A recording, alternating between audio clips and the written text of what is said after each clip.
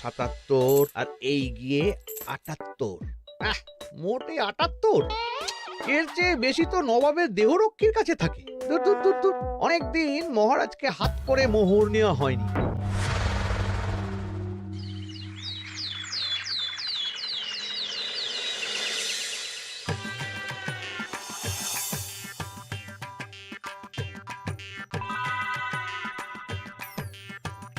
কই গো, কিছু কি ঠিক করলে?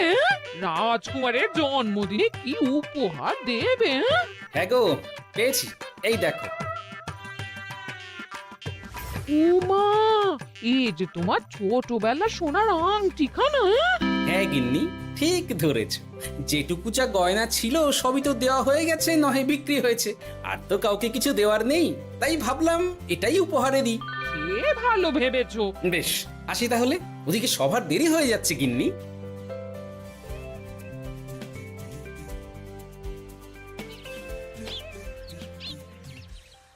আচ্ছা শোনো, একটা কথা বলতে ভুলে গেছিলাম। আজ একটু তাড়াতাড়ি বাড়ি এসো, শাড়িওয়ালাকে আসতে বলেছি দুপুরে। আবার শাড়িওয়ালা কেন? আরে তুমি ভুলে গেলে, সামনে আমার বোনদির বিয়ে, তার জন্য নতুন শাড়ি লাগবে না গো। একমাত্র বড় মাসির মেয়ে বলে কথা। বুঝলাম। তো ওই একটা শাড়ির জন্য আবার আমাকে থাকতে হবে? 3টে শাড়ি উপহারের পাশাপাশি আমারও একটা শাড়ি চাই। হ্যাঁ আচ্ছা, তুমি নতুন শাড়ি নিয়ে কি করবে বলো তো? বিয়েটা তো তোমার বংশীর। বলি, সারাটা জীবন তো এই এক কাপড়ই কাটিয়ে দিলাম, কি দিয়েছো তুমি আমায়? কেন, এই নিজেকে? আমার মতো স্বামী আর কোথাও পাবে? ও সব মন ভুলানো কথায় আর চিড়ে ভিজবে না, তাড়াতাড়ি আসবে বলে দিলাম। হ্যাঁ অগত্যা।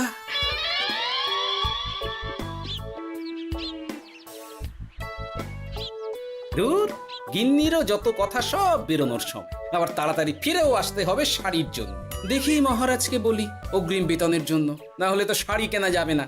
তাও একটা হলে হতো, কিন্তু এনাকেও দিতে হবে। আসলে সত্যিই তো, গিন্নি আমার কত যত্ন আত্তি করে, কিন্তু তাকে আজ পর্যন্ত তেমন কিছু উপহার দিতে পারেনি।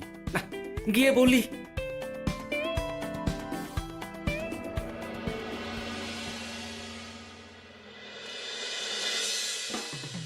রাজকুমারের জন্মদিন উপলক্ষে যে আপনারা এত উপহার এনেছেন তার জন্য অনেক ধন্যবাদ।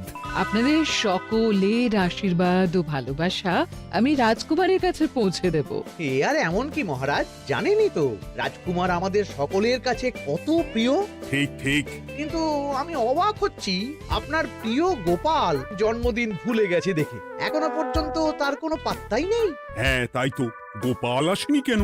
এসে গেছি মহারাজ। তা বলি, এসে তো উদ্ধার করে দিয়েছো। আজ রাজকুমারের জন্মদিন, সে কথা কি মাথায় আছে? ক্ষমা করবেন মহারাজ, আসলে ওই রাজকুমারের উপহার আর গিন্নির আবদার এসবের জন্যই আমার দেরি হয়ে গেল আর কি। এই নিন রানীমা, আমার তরফ থেকে রাজকুমারের জন্য ছোট্ট উপহার। অনেক অনেক ধন্যবাদ গোপাল। তবে মহারাজ, আমারও একটা অনুরোধ ছিল। কি? আমাকে যদি অগ্রিম বেতন হিসাবে কিছু মোহর দেন, তাই নিয়ে আমাকে একটু তাড়াতাড়ি বাড়ি ফিরতে হবে। উনি বলবেন আর ওনাকে দিতে হবে, মামা বাড়ির আবদার। যেটা জানেন না তার মাঝে এত কথা বলেন কেন? হ্যাঁ, আসলে মহারাজ, আমার গিন্নির বোনের মেয়ের বিয়ে সামনে, তাই গিন্নি আবদার করেছে ওই নতুন শাড়ি কেনার জন্য। জানেনই তো বিয়ে বাড়ির কত খরচা, তাই। এ তো খুব ভালো কথা, কিন্তু অগ্রিম বেতন কেন? এমন একটা ভালো খবর দিলে আমার তরফ থেকে তোমার জন্য কিছু মোহর উপহার। এই না, ধন্য মা আপনি। আপনার মতো মা থাকতে সত্যি ছেলের কোনো চিন্তা থাকে না রানীমা।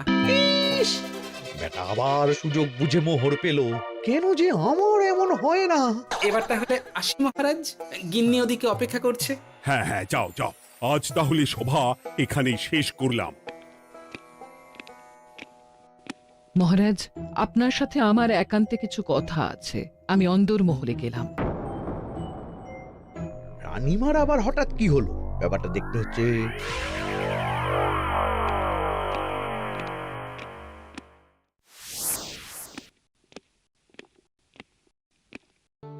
আজ আমি বুঝতে পারছি আপনি আমাকে একদম ভালোবাসেন না মহারাজ। ও কি কথা বলছো রানী? একদম ঠিক বলছি। নিজের গিন্নির আবদার মেটানোর জন্য গোপাল কত ভাবে, নতুন শাড়ি কিনে দেওয়ার জন্য অগ্রিম বেতন অব্দি চাইলো, আর আপনি? আমি তো রাজা, আমি কেন বেতন চাইবো? সেটাই তো, রাজা হয়েও আপনি কখনো এমন কিচ্ছু করেননি, কিচ্ছু না। আহা, রাগ করে না। আমি তোমাকে সব থেকে সুন্দর শাড়ি উপহার দেব, একেবারে সোনার সুতোর কাজ করা মুক্ত বসানো শাড়ি। এমন শাড়ি কেউ কখনো দেখেনি। ও মা, সত্যি? আচ্ছা, এই ব্যাপার। গোপালের কথা শুনে এবার মহারাজ ও রানীমাকে উপহার দেবে? ধুর, আমারই ভাগ্যটা খারাপ।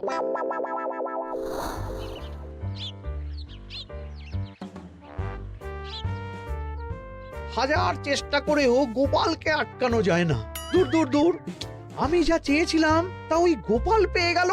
ও কি গো, তুমি কার সাথে কথা বলছো? দুর্ভাগ্যর সাথে। কি সব অলক্ষণে কথা?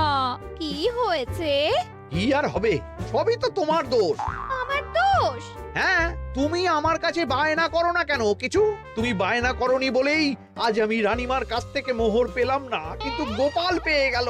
এবার বুঝলাম। ঠিক আছে, এখন তাহলে বায়না করছি, তুমি কাল গিয়ে সেটা রানীমাকে জানাবে, ঠিক আছে? হ্যাঁ, করো করো করো, বায়না করো, বায়না করো। কি চাই, কি চাই, কি চাই? পেয়েছি। তুমি রানীমাকে গিয়ে বলবে যে আমার একটা সোনার হার চাই। এই না হলে আমার বউ। দারুণ চাল চেলেছো।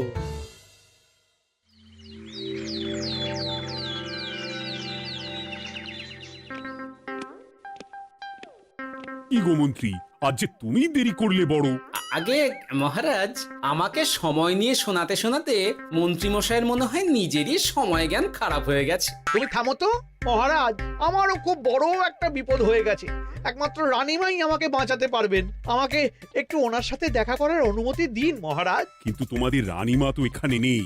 আসলে জানোই তো যে কুমার অনেক দূরে থাকে, তাই গতকাল রাতেই রওনা দিয়েছে। সে কি, রানীমা নেই? এবার কি হবে আমার? কেন কেন কেন, কি হয়েছে? আসলে মহারাজ, আমার বউ আমার কাছে সোনার হার গড়িয়ে দেওয়ার বায়না করেছে, তাই আমার। বুঝেছি বুঝেছি, চুপ করো তুমি। এখন তোমাকে মোহর দিতে পারবো না। কেন মহারাজ? পরের মাসে দিতে পারবো। আসলে তোমাদের রানীমাকে সোনার সুতো দিয়ে কাজ করা এক শাড়ি উপহার করেছি সদ্য, যার জন্য অনেক খরচ হয়ে গেছে। তাহলে আমার সোনার হার পরের মাসে গড়িয়ে দিও। এটা তো ঠিক না। গোপাল আপনার প্রিয় বলে যখন যা চায় তখনই সাথে সাথেই পেয়ে যায়, আর আমার বেলায় এমন। এমন কোনো ব্যাপার নয় মন্ত্রী। মহারাজ, আপনি বরং আমাকে দেওয়া মোহরগুলো আমার অগ্রিম বেতন হিসেবে ধরুন, না হলে মন্ত্রীমশাই এমন অভিযোগ বারবার করবেন। আহা গোপাল, তোমাকে তো স্বয়ং রানীমা উপহার দিয়েছেন, এসব কিছু করতে হবে না। যেমন আছে তেমনই থাক। ঠিক আছে, আমিও দেখে নেব পরে। কি দেখে নেবে মন্ত্রী? না না, ও কিছু না মহারাজ, পরেই দেখে হার গড়ানোর কথা বলছি। না, মন্ত্রীর হাবভাব মোটেই ঠিক ভালো লাগছে না। বেটা মনে মনে নিশ্চয়ই কোনো ফন্দি আটছে আমার বিরুদ্ধে। কিছু একটা করতেই হবে। গোপালের ওই মোহর উপহার পাওয়াটা আমি কিছুতেই মেনে নিতে পারছি না। একটু মাথা খাটাই, একটু মাথা খাটাই। উপায় পেয়েছি। আমাকে এখনই নবাবের কাছে গিয়ে মহারাজের নামে বলতে হবে।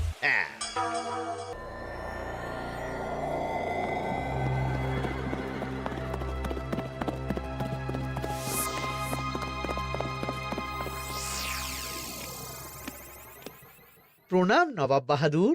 আরে এতে কৃষ্ণনগরের রাজা কৃষ্ণচন্দ্রের মন্ত্রী তো হঠাৎ এখানেই কেন? আমি নবাব বাহাদুরকে আন্তরিক ধন্যবাদ জানাতে এসেছি। কিসের জন্য? এই যে আমরা খুব খুশি রাজা কৃষ্ণচন্দ্রের মতো একজন শক্তিশালী রাজা পেয়ে। শুধু সামরিক বলেই নয়, আর্থিক, সামাজিক, রাজনৈতিক সব দিক থেকে। আর এটা সম্ভব হয়েছে আপনার মতো একজন নবাবের মহারাজের ওপর কৃপা দৃষ্টির জন্য। বলতেটা কি চাইছো তুমি? তেমন কিছুই না, আপনার গুণগান করছি। নইলে আপনিই বলুন না, আমাদের মহারাজ কখনো সোনার সুতোয় বোনা মুক্তোর কাজ করা শাড়ি কিনে রানীমাকে উপহার দিতে পারে? কি সোনার শাড়ি? হ্যাঁ, এমন দামি শাড়ি যা হয়তো নবাবের কাছেও নেই। ঠিক আছে ঠিক আছে, তুমি এখন আসতে পারো। আর শোনো, আমি তোমাদের রাজ্য পরিদর্শনের জন্য লোক পাঠাবো। কবে কখন সেটা কাল তোমাদের সূচনা পাঠিয়ে দেবো, কেমন? তো, ঠিক জায়গাতেই আগুনটা ধরিয়েছি মনে হচ্ছে। বেশ। ব্যাপারটা আমার মোটেই ঠিক লাগছে না উজির। কৃষ্ণচন্দ্রর মতো এক সামান্য রাজা এত দামি শাড়ি কিনলো কি করে? কালো বাজারি করছে না তো? আমিও একই কথা ভাবছিলাম হুজুর। এক কাজ করো, কালকে কৃষ্ণনগরে খবর পাঠাও। 2 দিন পর রাজকার্য পরিদর্শনের জন্য তুমি সেখানে যাবে। সব খতিয়ে দেখবে, আর কিছু বেগতিক বা গরমিল দেখলে সেটা বাজেয়াপ্ত করে নেবে, কেমন? আর কে হুজুর?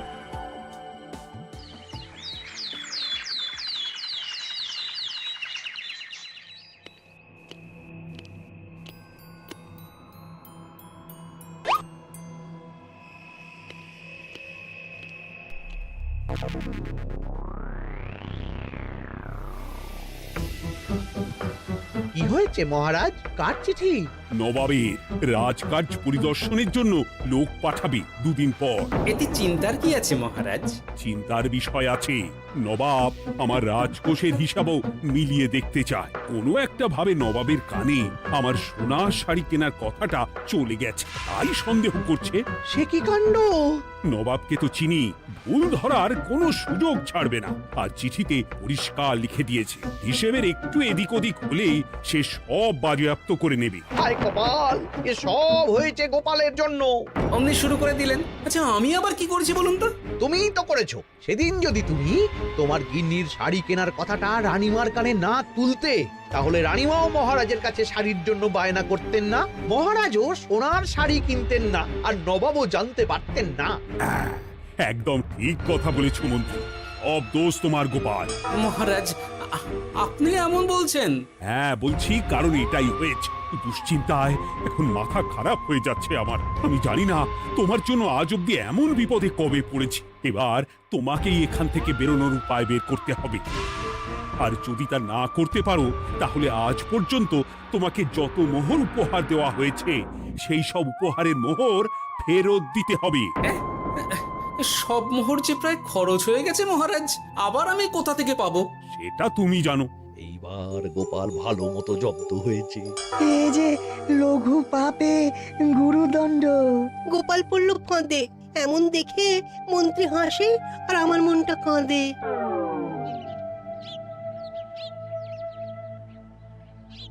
এখানে বসে কি করছো গো গিন্নি? এসে পড়েছ? ওমা, তোমার মুখটা এমন শুকনো দেখাচ্ছে কেন? আর বলো না, এই হিসেবের ঠেলায় সবকিছু বেহিসাবি হয়ে যাচ্ছে একেবারে। আচ্ছা, তুমি কি করছিলে ওই রসিদগুলো নিয়ে? দেখে হিসেব করছিলাম এই মাসে অনেক খরচ হয়েছে কিনা, সেই বুঝে পরের দিনগুলো চালাতে হবে গো। কি বলে? রসিদ দেখে হিসেব কষা? আরে, এটা তোমার মাথাতেই আসেনি। ধন্যবাদ গিন্নি, আরো একবার তোমার জন্য এই যাত্রায় আমি বেঁচে যাব মনে হচ্ছে। বেঁচে যাবে কেন? কি হয়েছে? আচ্ছা, আমাকে আবার একটু রাজপ্রাসাদে যেতে হবে। আমি এলাম গিন্নি। কি যে বলে লোকটা, কিছুই বুঝতে পারি না।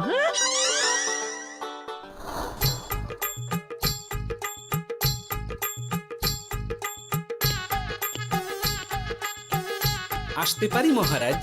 এ কি গোপাল, তুমি? আর কোনো চিন্তা নেই মহারাজ, নবাবকে হিসেব বোঝানোর উপায় পেয়ে গেছি। কি বলছো? কি উপায়? এই দুদিনে আপনি শুধু সকল প্রজাদের কাছ থেকে পুরনো রসিদ সংগ্রহ করুন, তাহলেই কেল্লা ফতে। তাই নাকি? আর নয়তো কি? তবে এ ব্যাপারে মন্ত্রী মশাইকে কিন্তু কিচ্ছু জানতে দেওয়া যাবে না। শুধু আমি যা বলছি তাই করুন মহারাজ। সে তো বুঝলাম, কিন্তু প্রজাদের থেকে পুরনো রসিদ সংগ্রহের কথা ঘোষণা করলেই মন্ত্রী এমনি জানতে পেরে যাবে। চিন্তা করবেন না মহারাজ, আমার কাছে এটারও উপায় আছে। আপনি শুধু খেয়াল রাখবেন যাতে এই কথা 5 কান না হয়। বাকিটা ভরসা রাখুন, কৃষ্ণনগরের একটা ঘাসও নবাব বাজেয়াপ্ত করতে পারবে না।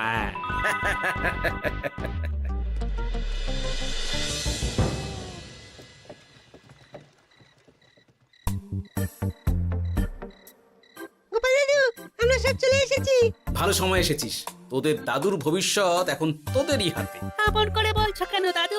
আমরা থাকতে তোমার কিচ্ছু হবে না, শুধু বলো না কি করতে হবে।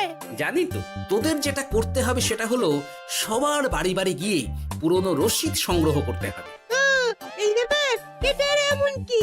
কিন্তু কেউ যদি জিজ্ঞাসা করে কেন চাইছি, তখন বলবি যে ওই গোপাল দাদু ওই টোঙা বানাবে বলে পুরনো কাগজ চাইছে। আচ্ছা, আমরা এক্ষুনি নিয়ে আসছি।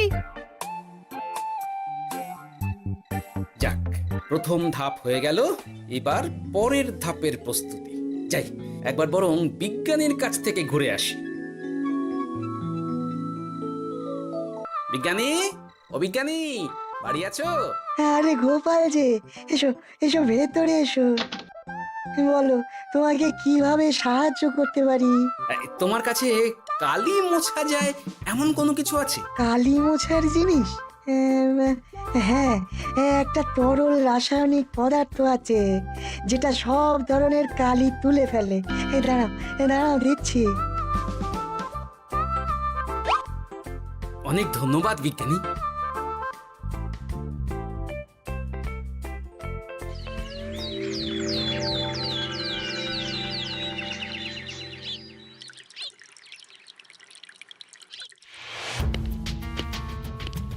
আসুন আসুন, আপনার জন্যই তো অপেক্ষা করছিলাম। তাই নাকি?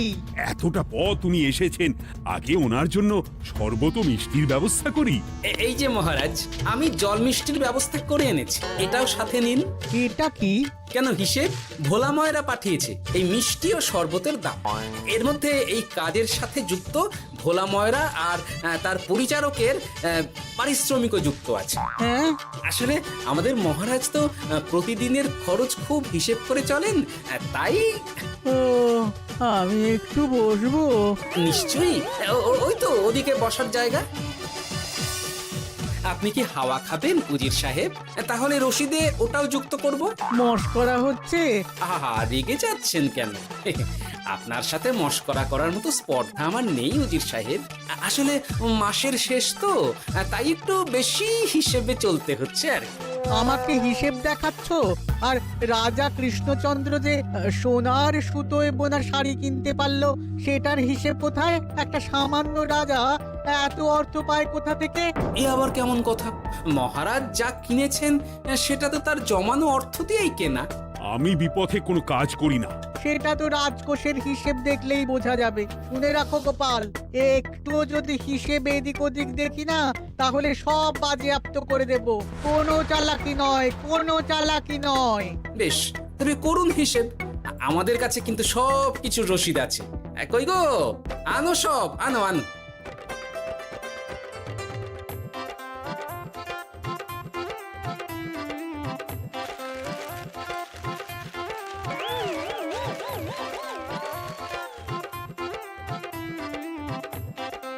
হ্যাঁ, এত রসিদ? আপনি বরং নিশ্চিন্তে হিসেব কষে নিন, আমরা আসি।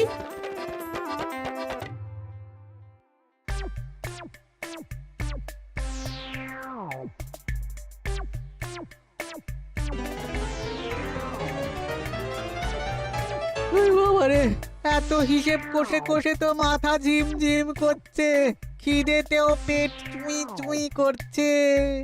আপনার হিসেব কত দূর উজির সাহেব? আমাকে এখান থেকে নিয়ে চলো গোপাল, আমি আর পারছি না। ও কি, অঙ্ক কষে কষে তো আপনার সব শক্তি শেষ হয়ে গেছে দেখছি।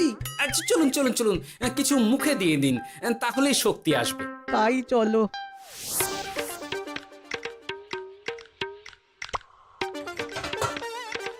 নিন, এটা হলো দুপুরের খাবার, আনাজ মশলা, এমনকি রান্নার ঠাকুরেরও পারিশ্রমিকের হিসেব। এবার আমি পাগল হয়ে যাব। আমি আর কোনো হিসেব দেখতে চাই না। সব সময় কি আর হিসেব নিয়ে চলা যায় নাকি? কি আর করা যাবে বলুন? হিসেবে না চললে আপনি তো মহারাজের উপার্জনের উপর সন্দেহ করবেন, আর বেশি খরচ হলেই সম্পত্তি বাজেয়াপ্ত করবেন। তাই বলে সব কিছুতেই হিসেব? কোনো একদিকে বেশি খরচ হলে বাকি দিকগুলো এইভাবেই কম করে চলতে হয়। কি ঠিক বলিনি? আমি আমার ভুল বুঝতে পেরেছি গোপাল, এবার আমাকে রেহাই দাও। আসলে তোমাদের মন্ত্রী নবাবের কাছে গিয়ে তোমাদের রাজা নামে উস্কেছে। কি মন্ত্রী? এই রে খেয়েছে, এবার পালাতে হবে দেখছি। ঠিক জানতাম মোহরের জন্যই এত কিছু। তাই তো নবাব এমন করেছেন। বেশ, এবার আমি ফিরে গিয়ে নবাবকে সব জানিয়ে দিচ্ছি। সত্যি গোপাল, তোমার তুলনা হয় না। আর মন্ত্রী, আগে মহারাজ, তুমি যা করেছো তার কোনো ক্ষমা নেই। তোমার জন্যই আমার এত হয়রানি হয়েছে। ভুল হয়ে গেছে, আমাকে ক্ষমা করে দিন মহারাজ। গোপালের ওপরে হিংসে করে এমন করেছি, আর হবে না। একটা সুযোগ দিন মহারাজ। হ্যাঁ মহারাজ, সুযোগ দিয়েই দিন।